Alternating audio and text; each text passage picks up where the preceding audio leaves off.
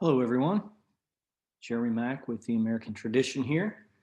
I wanted to stop and talk just for a few minutes about something I've been seeing a lot about online. Thought I would take a run at it and help us all maybe better understand it. All right, so we're going to see first a little bit of a UN teleconference. This is Justin Trudeau, and we'll listen really quickly to that, and we'll see what Justin had to say in a UN teleconference call. Coordinated response across the world and across sectors is essential. This pandemic has provided an opportunity for a reset.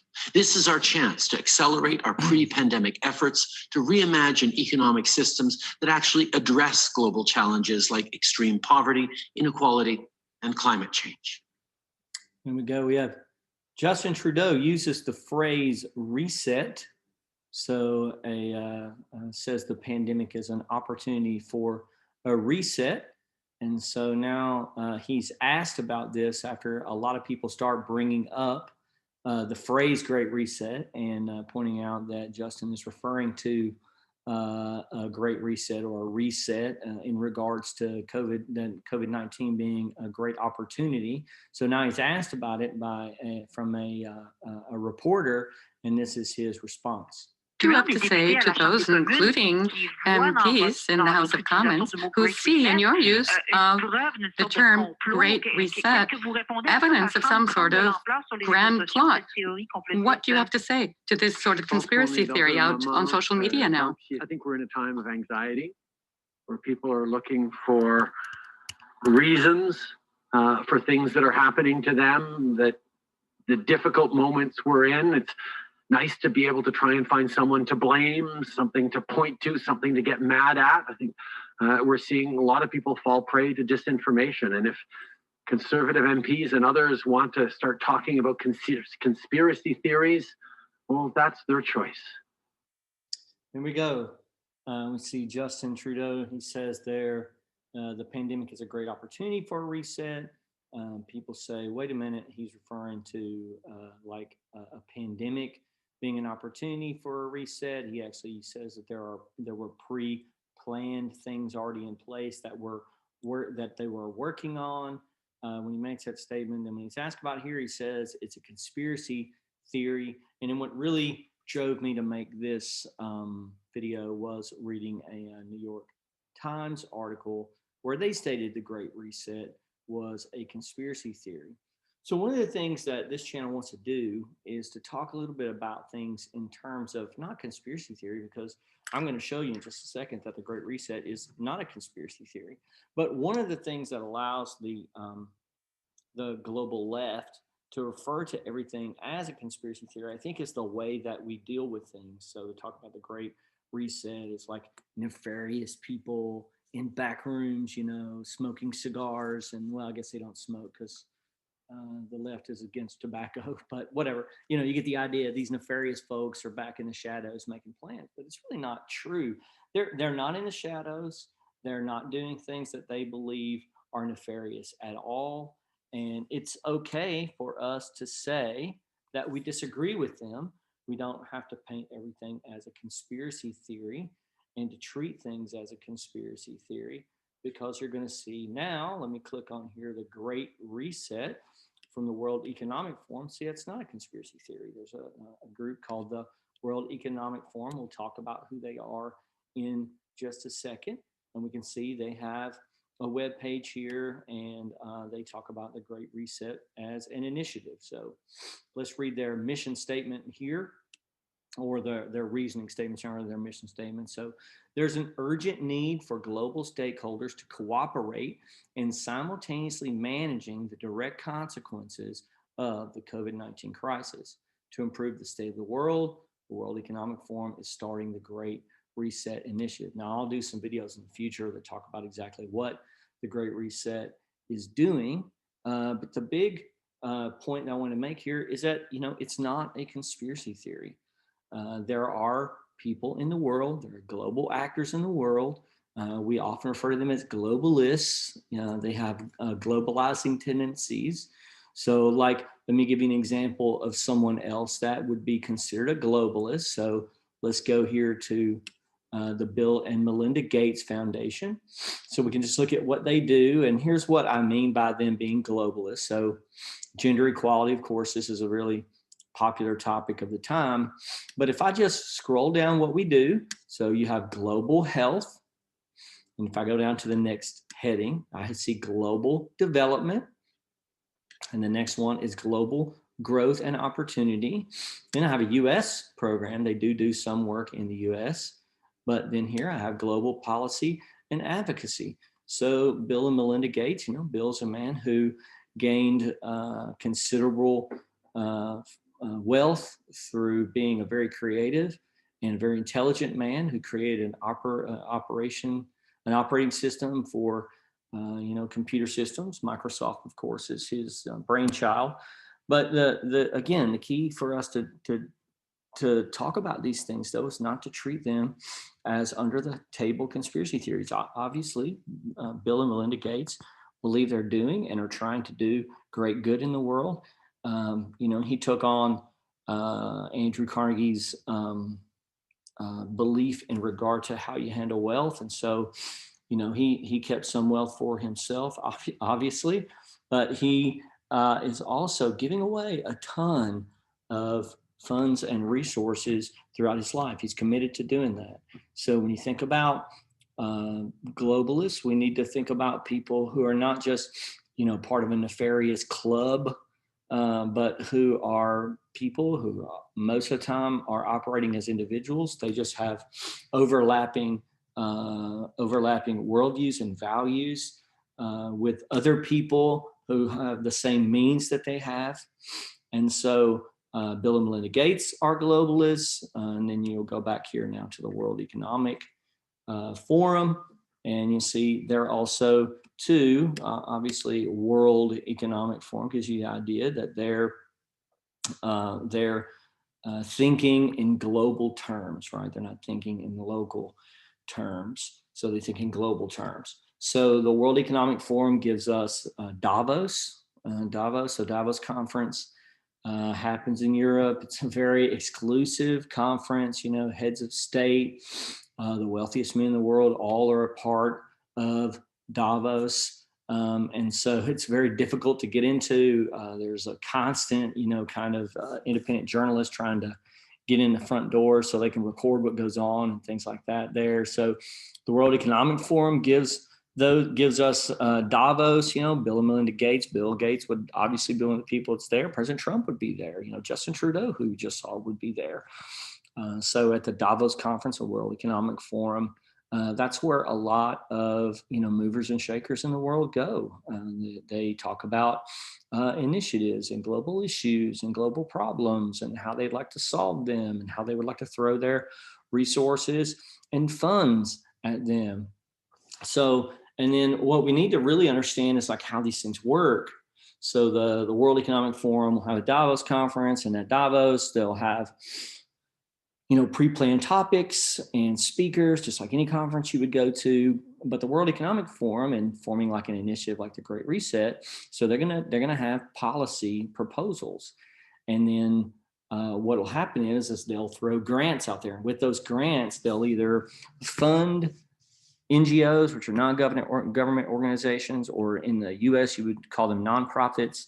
They'll fund NGOs around the world to try and lobby and get their policies and policy initiatives passed in legislatures and brought into law. Their goal is not to get everything passed, but to get a few things passed. And then usually their policies have overlap and interlock. And so if you get one or two passed, the others can be piggybacked in on those initiatives over time, like a 5 or 10 year sort of window. And so these people are very, very wise in the way they handle themselves, very smart in the way they go about things. They're obviously intelligent people. They have been able to not just make money, but keep money. I don't know if you guys are familiar with how easy it is to lose a lot of money, but it is very difficult to keep money. So it's one thing to learn to make it. It's another thing to learn to keep it. And I think one thing that the people on the right fail to do is to appreciate the appreciate the real skill and intelligence that the global left puts forward. So we may disagree with them on policy initiatives and on policy and things, but we should in no way be treating them as sort of nefarious characters. I personally am not a person who buys into like mass conspiracy. I just tend to think that people tend to think the same way. As a historic Christian, you know, I believe in the fall of man, and the fall darkened all of men. And so fallen men all think the same way in general terms. And that doesn't mean I think all the right are Christians and all the left are not. I'm just saying that you're going to find in the U.S. or in any place in the world, you're going to find pockets of people that think alike. And so we just find that the global left obviously had the same worldview to come to conclusions they came to. And so it's real easy to see how they would also find interlocking ways to work together. And so I just think that we should be treating the global left with a lot more respect, and then meeting their ideas on the field of battle. Now, one of the things that makes that difficult now is that you have a total unanimous control, really, of tech and media. And so it's going to be extremely difficult for us to get our ideas out there and also to compete in the marketplace of ideas, because the marketplace is no longer a balanced field. So, okay, so let me just give you examples of other reset things. So other reset opportunities that I've seen out there that the global left puts forward. So when you think about the Green New Deal, so one of the things we think about the Green New Deal, we think of the Green New Deal as an environmental policy. Let me show you a quick quote here. This guy is Saikat Chakrabarty. He was AOC's chief of staff back in July 2019. Now he's not still our chief of staff. I believe he got in a little bit of trouble. But anyway, this is what he said when he was in a conversation, and a Washington Post reporter sort of was there and recorded the things that Saikat said. So he said, do you guys think of it, meaning the Green New Deal, do you guys think of it as a climate thing? Because we, I'm referring to AOC and the other staff that he was head of, because we really think of it as, how do you change the entire economy thing?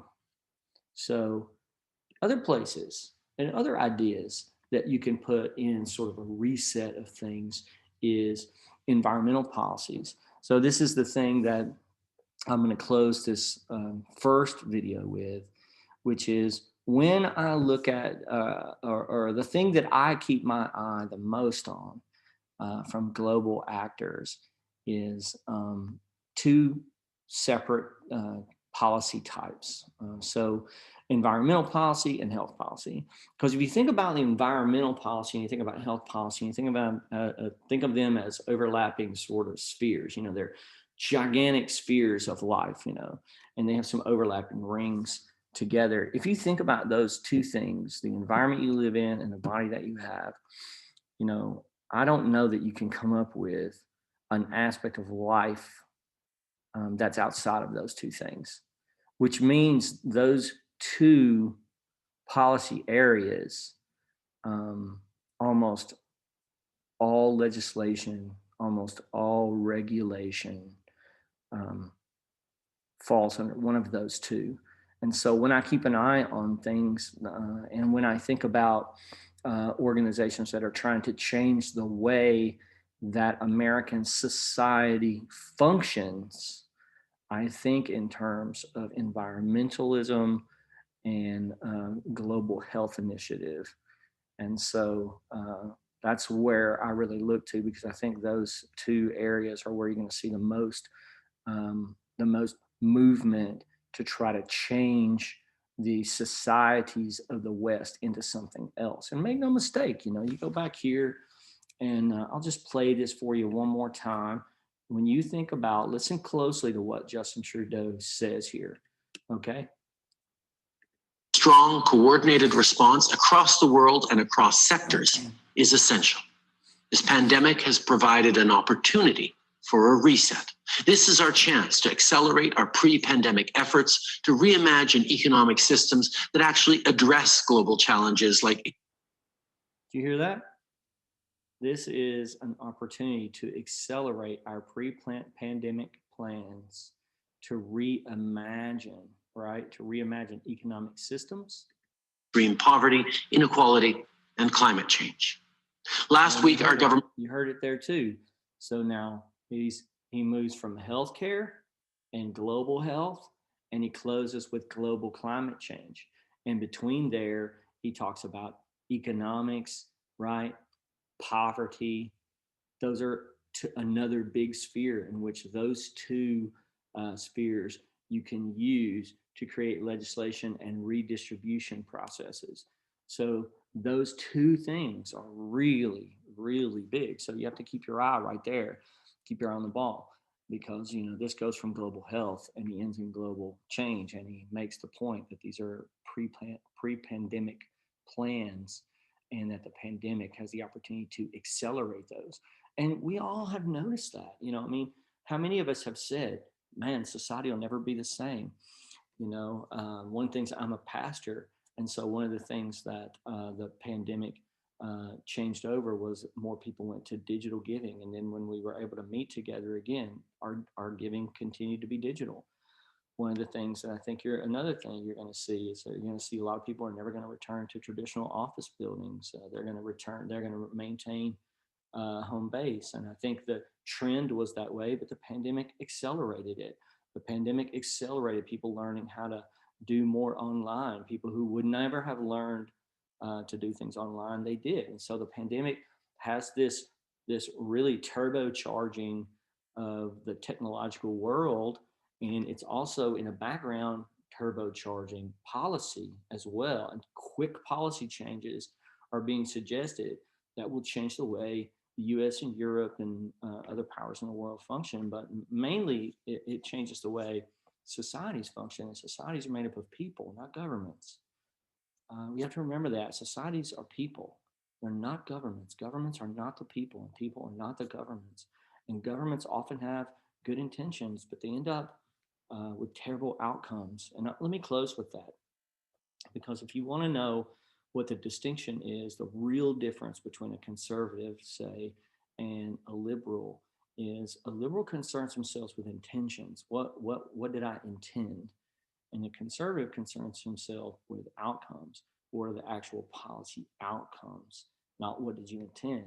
We believe, a conservative believes the old adage that hell is paved, the road to hell is paved with good intentions. So we want to know what the actual policy outcomes are.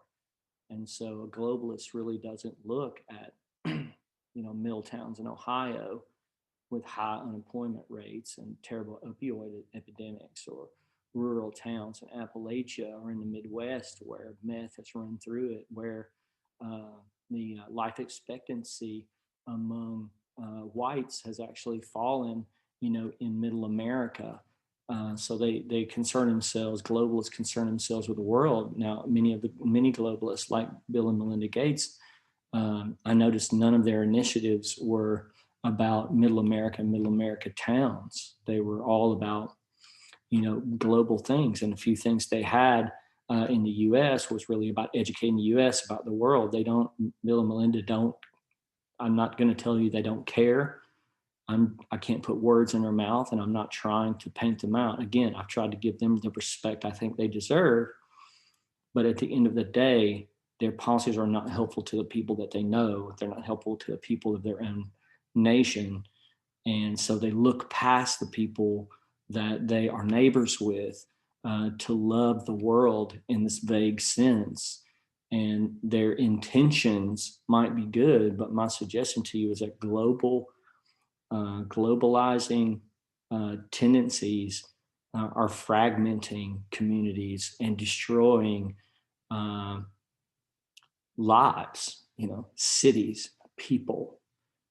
And we have to be really careful that we don't just look at what the intentions are. Justin Trudeau, I'm sure, is, I don't know Mr. Trudeau, but I'm sure when he is making global plans for the pandemic, even if it's accelerating pre-pandemic plans, I mean, in his mind, he's doing good. In his mind, he's bringing forth good. And so we have to look at these things and say, look, it's not really about what people intend, it's about what outcomes are. And right now you can look at global outcomes in America, and you can see that there are a lot of Americans being left behind. The Trump presidency,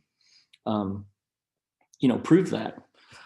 Whether his loss ends up standing or not, 2016 to 2020, even in 2020, he could garner 50,000 people in Pennsylvania to come to a rally in the middle of a pandemic. That tells you that there's a lot of people in the U.S. Who are citizens of the U.S. who feel like they've been looked over. And when you think about Hillary Clinton's, referring to them as a basket of deplorables, again, she's a globalizing person, and she looks past her own neighbors and past her own citizens and looks to the world. But vague love to people you don't know is not real love. Love is granted to the people that you have in front of you. And that's how we merit whether or not your love is authentic or not based on how, good your virtue signaling intentions are, but what are the actual policy effects on the people who are nearest and who should be dearest to you, because they are your family and they are your fellow nation, your fellow citizens in your nation, rather. So anyway, thanks you guys. I hope you enjoy this video. We'll look into the Great Reset more. We'd like to take a look at their individual policy initiatives as time goes forward and talk about them and talk about the possible outcomes that you could see in the West, in America, in Europe, that would not be the best things for the citizens of those countries.